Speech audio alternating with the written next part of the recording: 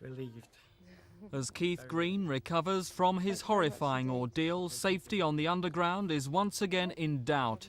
The blind passenger was dragged along the entire length of Holborn Station after his leg became trapped between a train and the platform. Another passenger, Stephen Williams, heroically tried to rescue him during the height of last night's rush hour. The train moved off and my foot was caught underneath the train. What happened then? The train proceeded to accelerate and dragging me along the platform, whereupon Steve jumped up on top of me and tried to pull me away from the train. I tried to grab hold of him. There's a lot of people screaming. He was shouting out for help himself. As he went past me, I couldn't hold him. I ran down the platform, jumped on top of him. I was sitting on top of him, holding him, trying to pull his leg out from underneath the train. We were knocking people down off their feet as we were going down the platform ourselves. And fortunately someone stopped the train by pushing the button, the emergency button inside the train itself. If someone hadn't done that, I think, well, certainly Keith and maybe myself would have hit the wall at the end. London Underground say unfortunate circumstances contributed to the accident.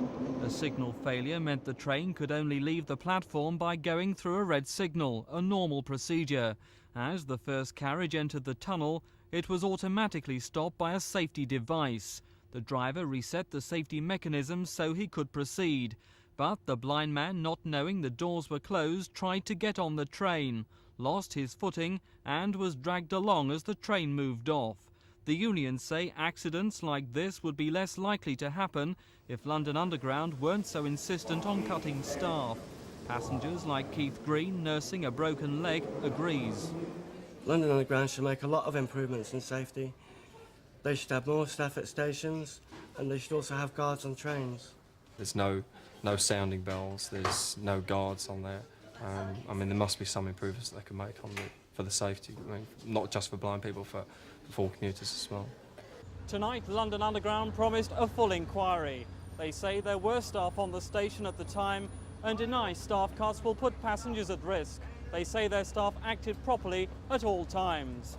Meanwhile, a system which automatically alerts drivers if passengers get trapped is being developed to prevent such accidents in the future. This is Mike Pearce for Thames News.